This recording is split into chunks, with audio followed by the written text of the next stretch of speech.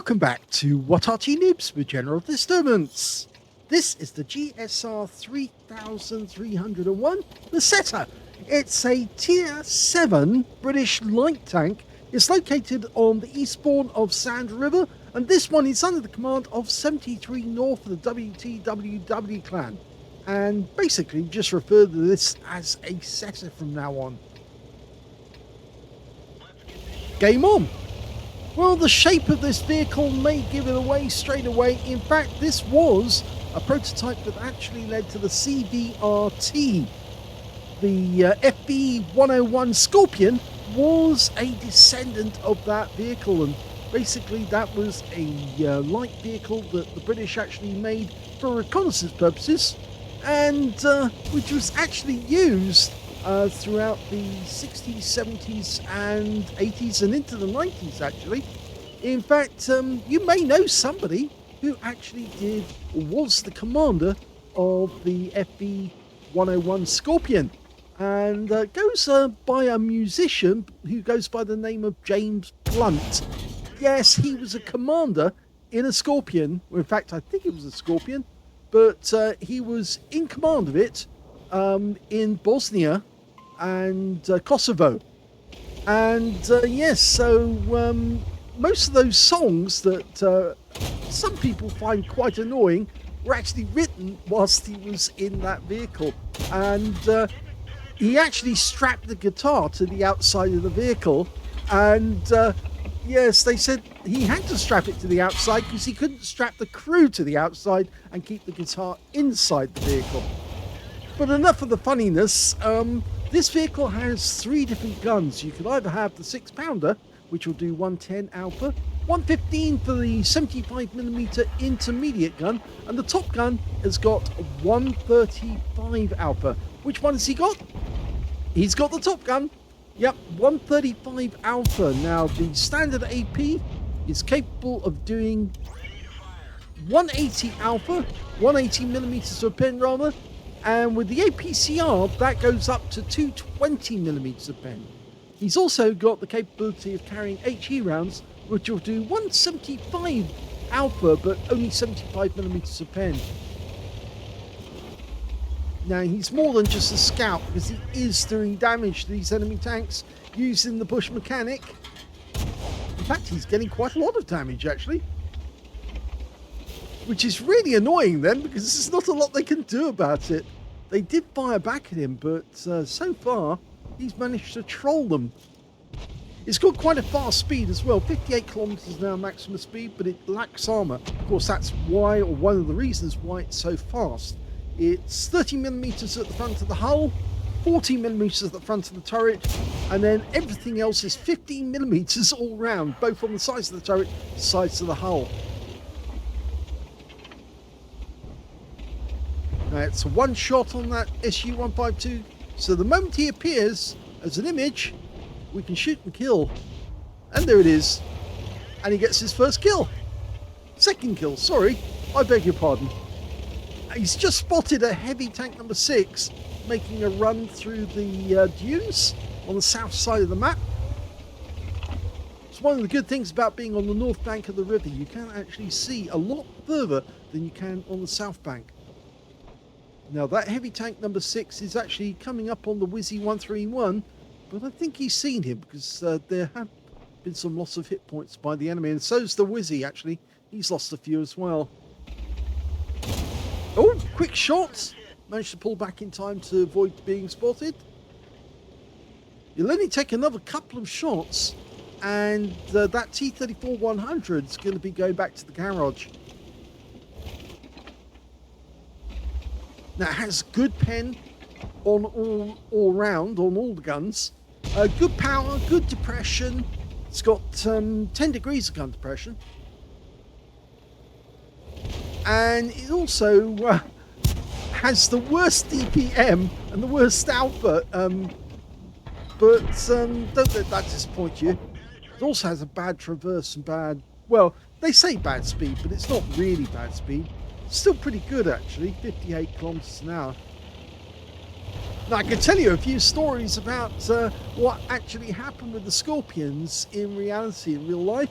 Because, of course, I was in the armed forces, as you know, and I did hear a few stories about these tanks. You see, most of them were actually based in London. And yes, Prince William and Prince Harry were both in the Life Guards before Prince William went off to the RAF and Prince Harry joined the Army Air Corps. So they would have been driving the Scorpion. Just reacquire those guys. That would have been their steed. And James Blount, the singer, he was actually in one of these, as I said, in Bosnia. Now, frequently, these tanks would be taken out for exercise on Salisbury Plain. And the quickest way to get there from London, where the tanks have their barracks... Oh, he's a one-shot. He's only got 1 hit point. And he's got his kill. And the quickest way to get to the barracks was to drive them along the M4. And so what would happen is frequently the generals would jump into their staff cars and they drive down the motorway. And on some occasions, the generals would watch the military exercises underway. And then when they were on their staff car on their way back to London, they get passed on the outside lane of the motorway by a troop of tanks going 70 miles an hour. You see, they actually had a Jaguar engine until they were refitted. They had a Jaguar engine as their main power source. So they're actually quite fast. They're also one of the few tanks, of course, all British tanks have them, but most foreigners don't actually know that until, of course, they get one. This tank actually did have a boiling vessel. That is, it has a kettle built into the tank, so you can make a cup of tea when you need to. Quite handy, that, isn't it? It's one of the best inventions the British have for tanks. The fact that you can make a cup of tea whenever you need to. Oh, mama, there's a soap hell. Get up there quick. Go to cover. That's it. Oh, he's looking this way. Oh, hit us in the tracks as well. Okay. Our guys are coming in from the other direction. As long as we keep this guy interested. And now we can move because he's not looking at us. He's looking at our Super Hellcat. And we're... Well, basically, he's the last one alive because it's a reduced numbers game. There's only one left. It's him. And we're approaching him as rapidly as we can. Oh, and he rammed himself to death against the Super Hellcat. And that's the end of the first game. Here's the end of battle stats, and that was a reasonably good spotting game there because he managed to get an ace tanker in the setter. He also got a biter badge for getting at least 4 kills. He got 4 exactly, as well as a spotter badge for spotting at least 1,000 hit points of damage and a fire effect for doing more damage than hit points for his own vehicle. His win rate for that game was 12,704, which is Super Unicum standard and quite a bit more. Let's have a look at team score. He didn't get the highest damage in the game. No, that went to the Caro P88, who picked up a high caliber for 2,557 hit points of damage. He got the second highest damage, actually, with 2,530. So he's only 27 hit points off getting the high score. And in third place, we can see it's the Super Hellcat on the enemy team, 2,147 hit points. And some of that belonged to 73north as well. When it came to kills, he had the highest number of those, 4 kills to 73north. 2 kills went to the Caro P88 and the Super Hellcat. And of course, one of those was a ram kill where the enemy Super Hellcat rammed himself to death against our Super Hellcat. The other enemy Super Hellcat had 2 kills, and so did the SP1C. And when it came to base XP, yep, 73north got that one as well. So he's got the highest number of kills, highest base XP, and he just missed out on the highest damage by just 27 hit points. 1,432 experience points went to 73north, 1,076 went to the Caro P88 with the highest damage, and between them, they were the only two who managed to get over 1,000 base, with the next highest being the Super Hellcat, who got 780. He fired 30 rounds in the game. Now, you actually only get 35 rounds because it's quite a small tank and you're squeezing quite a lot, quite big shells in there, 75mm shells. Not much space for the humans. 23 direct hits on the enemy, 21 penetrations, 2,530 hit points of damage, of which 405 were at more than 300 meters, so most of the damage at close range. He received 4 hits from the enemy. 2 of them penetrated, 2 non-penetrations. He was very lucky, actually. One of those rounds from the Super Hellcat actually hit the tracks rather than actually hitting him, although he did lose some damage to that guy. 5 enemy vehicles were spotted, 8 enemy vehicles damaged, 4 killed, 2,481 hit points for spotting assist. Now, he did make a loss on this game because he was playing on a free-to-play account, and he actually lost 81,718 credits. So, yeah, quite a big loss, but that's down to the ammo supply and what he was actually firing. Most of the APCR in this one, but he did gain 1,432 experience points. In fact, it's base experience points because there was because it's a free-to-play account, and he didn't earn anything else in between. So, first game, an ace tanker. Let's see if he can do as well in the second game. The second battle is on the south spawn of Malinovka. And now you're going to find out why this was called a Combat Vehicle Reconnaissance Tract, a CVRT. Game on. It is a light tank. It does the job well, finds the enemy, and he's decided to actually go straight out into the field right from the start. I think he worried about seeing those other tanks there ahead of him, but all he needs to do is get to the center line bush, and then his teammates should be able to get damage. Oh, it looks like that T-3485 got there before us, and he did bounce one round from the enemy. Or at least, was that the enemy, or was that somebody else? Well, the T-3485 has been wiped out, so now he can go to the center line and spot the entire enemy team, because if they're still there or still in range, his team should be able to shoot them whilst he's sitting at this line of bushes. See, it's got such good camo qualities that he's now sitting directly behind the bush, watching them all. He's only found a few so far. He was the one who's found that T-3485, so he's definitely got the first initial spot for that guy. But he's also getting other spots. In fact, now a T-71 CMCD has just been spotted in the spotting bush, and now a KV-85. So he is getting spots on the enemy.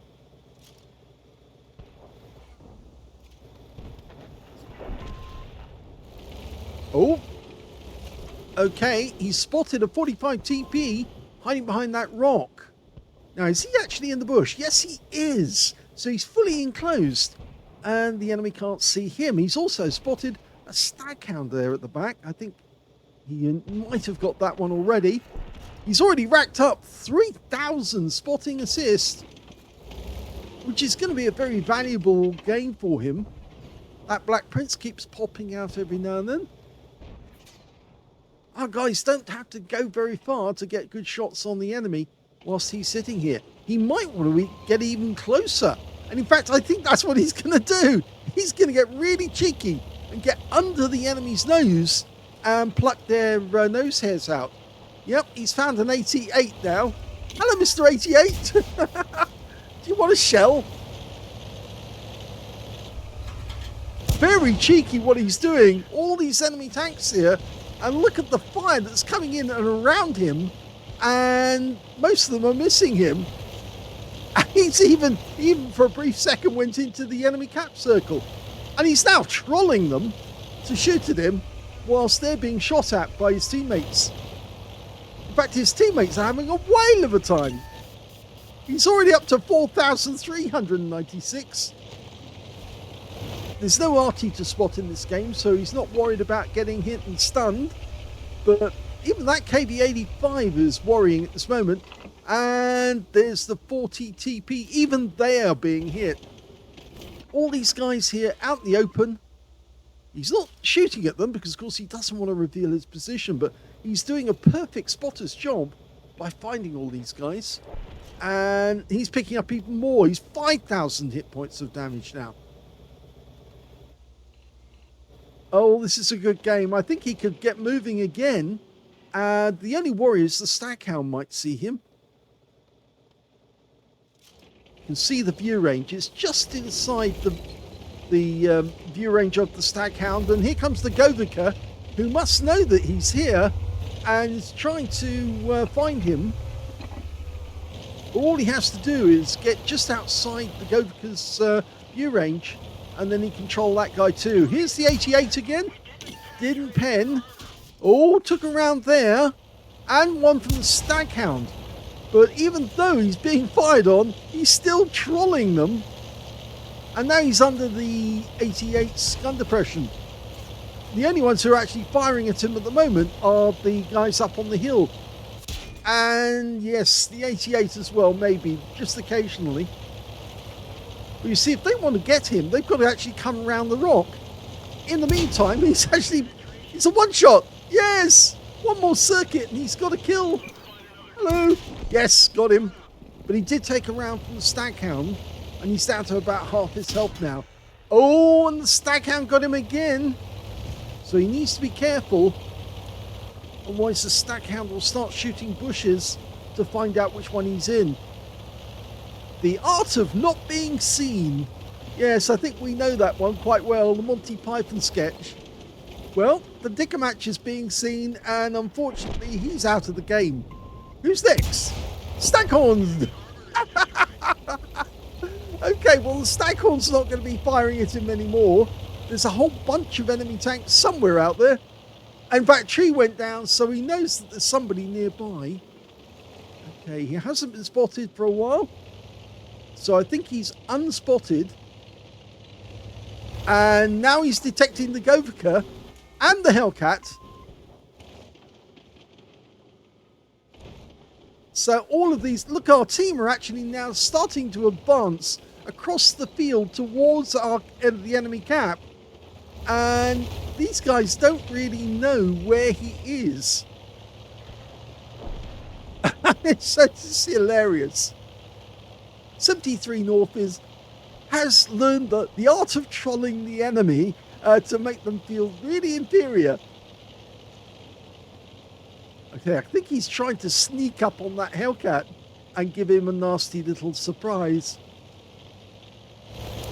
There's the Hellcat, off in the distance. He's just outside our view range at the moment. We've still got him spotted because one of our teammates is spotting him. We can go near the cap area using those trees and shoot at him from over here. Now, oh, not close enough. Ah, now we can. Just got the top. Just missed him. Got the side of the Black Prince. Yep. The Black Prince is going to get really upset. Now, we are firing APCR to get the extra pen, and we probably need to with the Black Prince. He's got very thick armor, and oh, we've got to watch out for this guy. The Skoda's coming up behind us. But he's got very thin armor. And again, he's just like the others. He doesn't have much of a view range unless he gets fairly close. So who have we got over here? Okay, we've got the Black Prince over here, so he has to keep moving because that Skoda is coming up behind him. Okay, I think he wants a piece of that Black Prince. Black Prince is looking in his direction. Missed him. If the Skoda tries to chase him, then he'll just keep trolling him, drawing him closer to his teammates. There's only 3 enemy tanks left. It's a reduced numbers game again, but there's only reduced by 1 tank on this one. There's the Skoda. Bit difficult to get any closer. But the Struve M4257's come up, so now we control him together. Oh, missed him with that one, but he did get spotted. Okay. Top of the turret. Yes! Nice accurate shots. And he gets another kill. That's 3. There's only 1 enemy left. It's the Black Prince, and he might as well take that guy out. All the enemy tanks that went up the hill, they've all been wasted. So this team has won entirely down to 73north and his ultra troll of the enemy. The Black Prince must know we're here. Question is, which direction is he pointing? Okay, well, there's one. Our KV-85's coming up behind him. Presumably, he's got the 85mm gun. He can probably take him with one shot. He does get one hit on us. We get one more shot to take him down to a one shot, and he goes down to the KV-85. And that was an expert game in trolling. Well, that was more than a fun game, in fact, because it was a holy trinity. Yes, we've got this thing on our site that says if you get an ace tanker, a spotter badge, a patrol duty, and the scout badge as well, you've fulfilled your duties as a light tank and help your team to win the game. But he also got his second mark of excellence in that game for being so troll on the enemy. What a great game it was. So, Ace Tanker, second mark of excellence, Spotter Badge for spotting at least 1,000 hit points of damage, a Duelist for taking down 2 tanks who damaged him, Fire for Effect for doing more damage than the hit points of his own vehicle, Patrol Duty for being the only one spotting 6 enemy tanks whilst they were damaged, and on top of that he got a Scout Medal for spotting at least 9 enemy tanks, and we can see here that he actually first detected 10 of the enemy. 10! That's a huge number. So very well done. His win 8 from this one, 5,867. Wasn't quite as high on win 8, but it was being fun. It was really funny watching him go round, detecting all the enemy, finding out where they all were. And his team, well, they really didn't have to move away from their spawn area because there were just plenty of targets right in front of them right from the start of the game, and the enemy couldn't see them. So, yes, that was a really good game. Let's have a look at team score. Well, he didn't get the highest damage in this one. The KV-85 got the last kill of the game. He got 2,521 hit points, and he picked up a Top Gun. Second highest damage went to the Black Prince on the enemy team, 1,735. And the third highest damage, well, that went to the KV-2 on our team with 1,573. We can see that 73north picked up 1,436 hit points. So in this one, he did much more spotting than he did actual damage. When it came to kills, the high scorer was the KV-85 with 7 kills. 3 kills went to 73north and 2 kills went to the Black Prince on the enemy team and the M6 on our own team. And when it came to base XP, yeah, there's only one player in it when it comes to that because he did so much spotting in that game. 1,877 base experience points went to 73north. 1,165 went to the KV-85 with the highest damage. And they were the only 2 players who managed to get over 1,000 base, with the next highest being the VK3001P, who only got 875. He fired 21 rounds in that game, got 14 direct hits on the enemy and 13 penetrations, 1,436 hit points of damage, of which 274 were at more than 300 meters, so most of the damage was done at close range on the enemy. Received 6 hits from the enemy, and all 6 penetrated the hull. I'm afraid, as I did say, the armor's fairly weak. 10 enemy vehicles spotted, 4 enemy vehicles damaged, 3 killed, and 6,235 hit points of spotting assist in that game.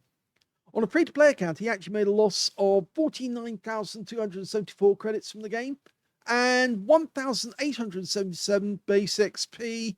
But what a great game to get your second mark of excellence in. I mean, it really is that this tank can be a lot of fun in the hands of the right person. Of course, if you do know the history of this tank, the FV101 being the CVRT, and a tank that actually is serving at this very moment in a country in Eastern Europe, not too far away from here.